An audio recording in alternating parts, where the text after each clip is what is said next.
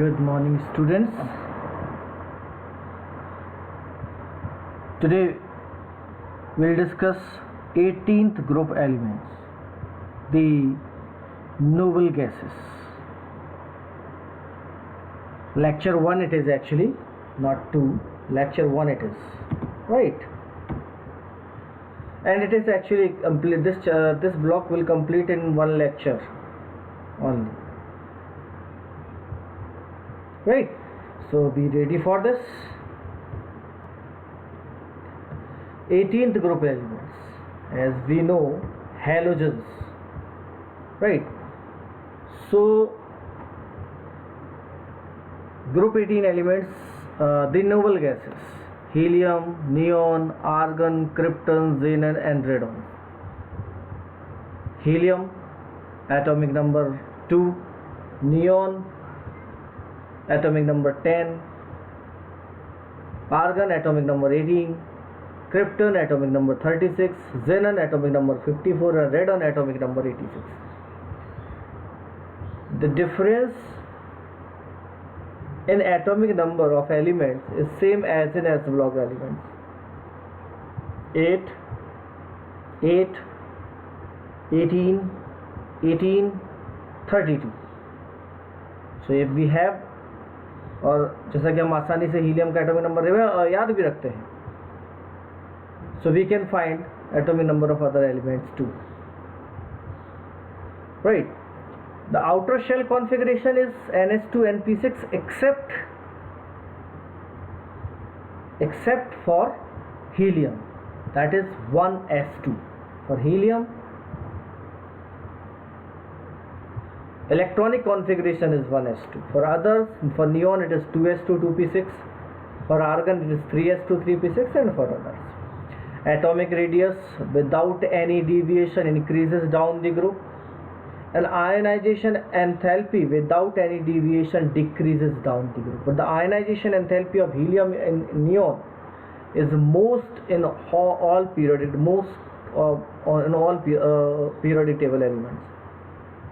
After neon, fluorine has, then argon, and then krypton, and then xenon and oxygen. Electron gain enthalpy after nitrogen. Actually, nitrogen has almost zero electron gain enthalpy. Second group elements almost has zero electron gain enthalpy, and after them, only those have positive electron gain enthalpy. Means every time if forcefully we try to enter electron in these elements, the electron gain enthalpy will be positive. Density as in each group down the group increases. Melting and boiling points. Melting and boiling points again down the group increases. Boiling point for helium it is 4.2. So you can easily understand they all are found in gaseous state, and they all are gases. This group of elements exist in gaseous state only. This is only group in which all the elements exist in gaseous state.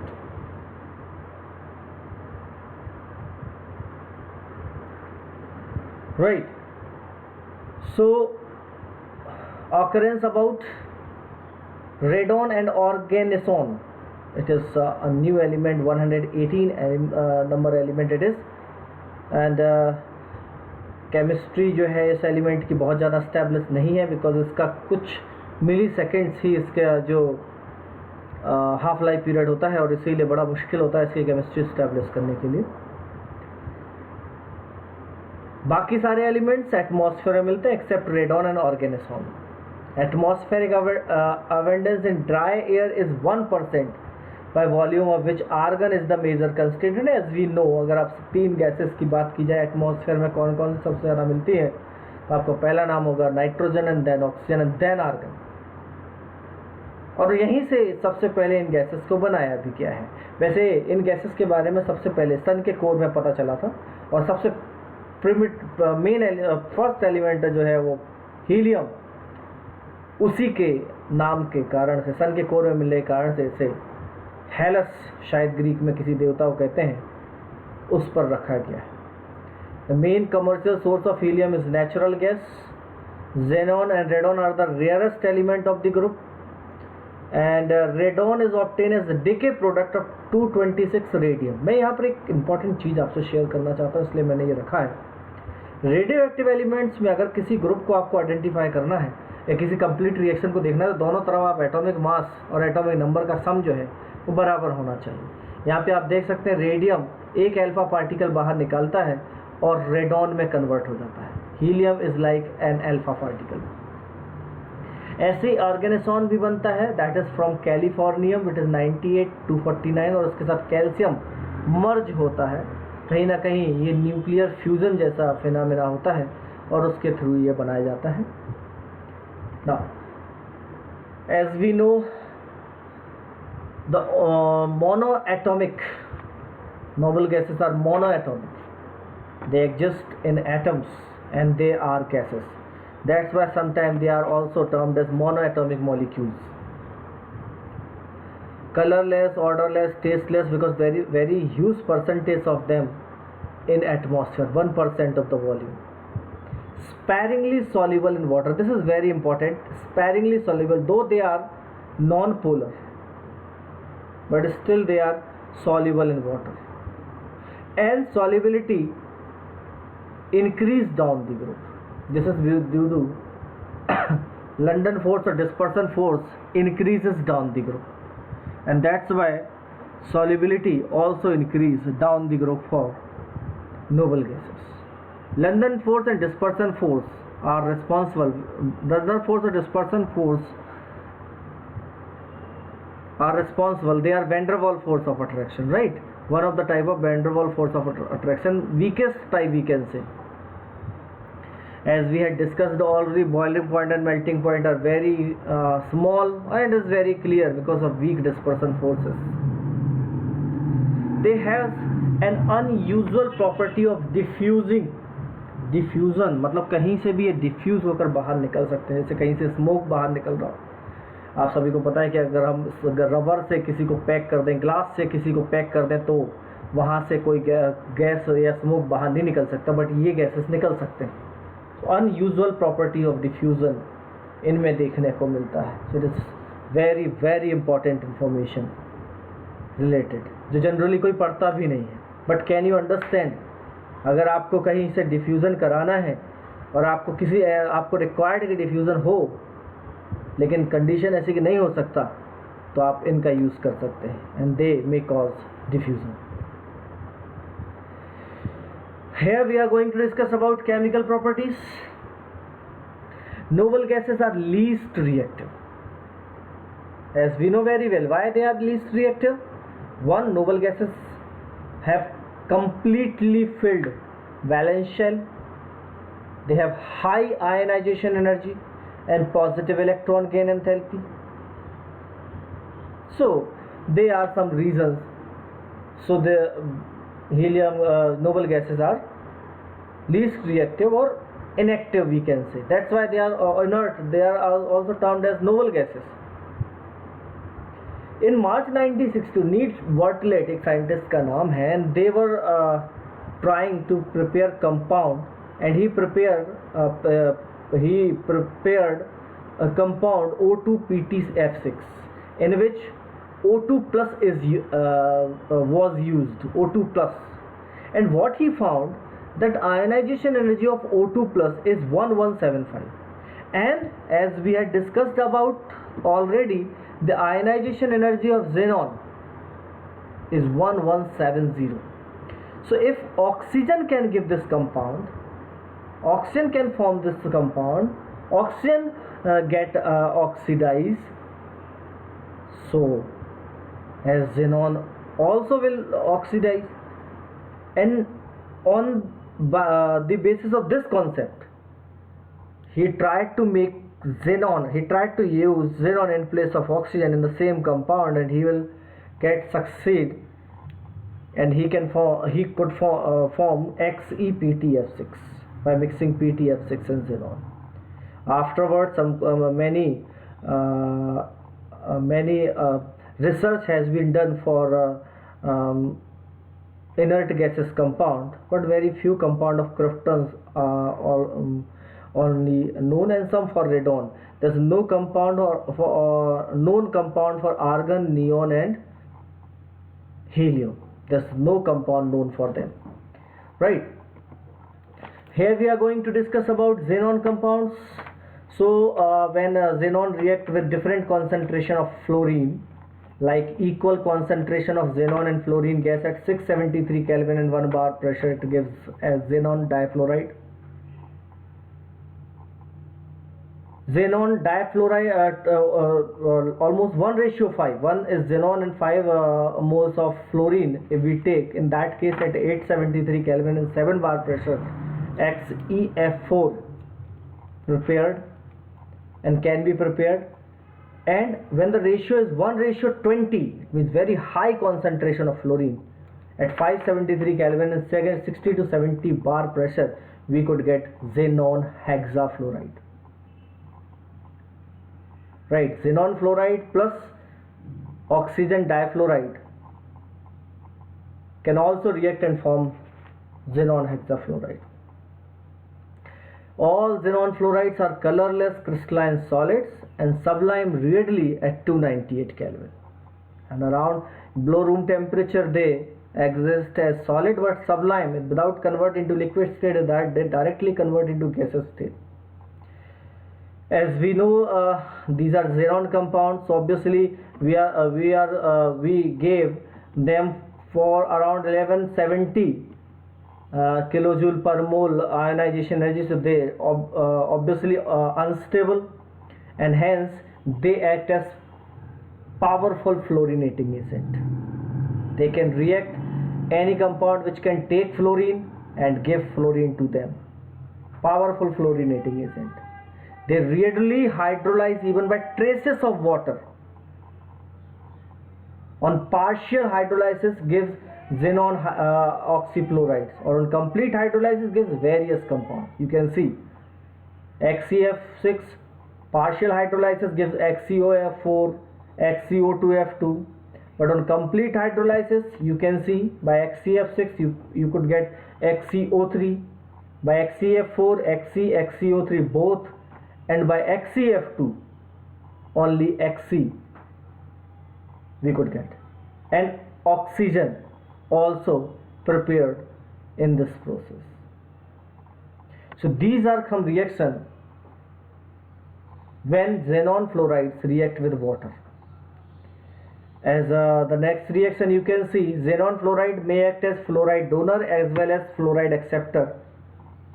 When it acts as fluoride donor, you can see when it reacts with PF5 and SVF5, and when it reacts with metal fluoride, it acts as fluoride acceptor. In many reactions, in many ways, it acts as a strong fluorinating agent. It can give even as we know SiO2, that is silica, wraith, when reacts with xenon fluoride, those compound also give silicon fluoride. Right, so they are strong fluorinating agent. Xenon oxygen compound. As we know, on hydrolysis of xenon fluoride, what we get? Xenon oxygen compound like XeF4 plus 12H2. What we could get? Xe and XeO3. XeO3 is xenon oxygen compound. Right. On partial hydrolysis, xenon oxyfluorides, xenon dioxyfluorides we could get. So by hydrolysis of xenon fluorides we could get xenon oxide. XeO3 is a colorless explosive solid. XeF4 and XeO2F2 is also colorless volatile liquid. There are many uses. मैंने इसलिए आपको यहाँ पर इसके uses के बारे में बताया. एक चीज़ जरूर बताना चाहूँगा, MRI मैग्नेटिक रेजोनेंस इमेजिंग, और इसके लिए super conducting powerful conducting magnets की ज़रूरत होती है. सो इसका यूज उस चीज़ के लिए किया जाता है.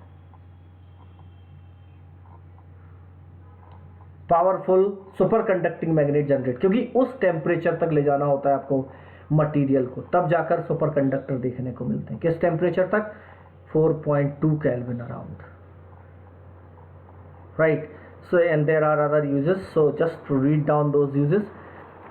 This is very, very important. 2 points are very important in this chapter. One is xenon compounds, another one is shape of xenon compounds. There are XCF2, XCF4, XCF6, XCO. These are 6 xenon compounds, known xenon compounds they are. And bond pair and lone pair we could get. How we could get? That formula I shared in halogens.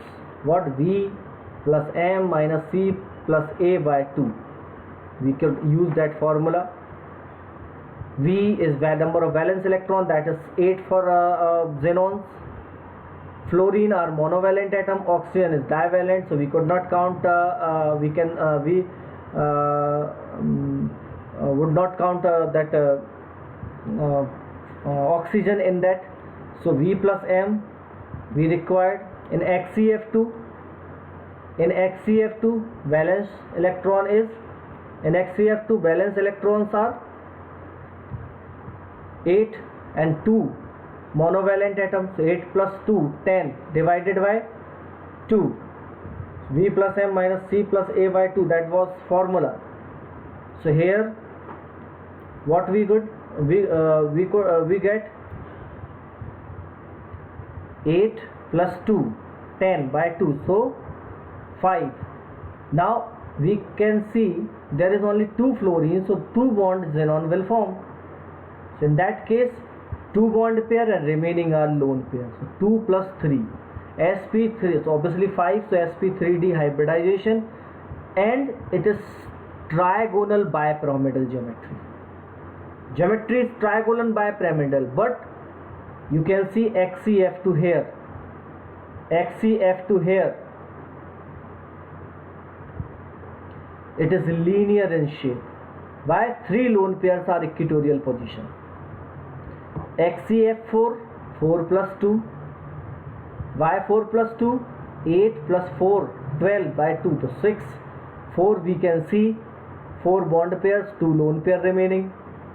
Right, sp3d2 octahedral square planar geometry. Square planar geometry for XCF4. You can see 4 these electrons, and these can form these lone pair are there. So square planar geometry. XCF6, 6, 8 plus 6, 14 by 2, 7. 6 bond pair, 1 lone pair, pentagonal bipyramidal. But what would happen? Because 1 lone pair is there and that 6 fluorines, so this is called distorted octahedral.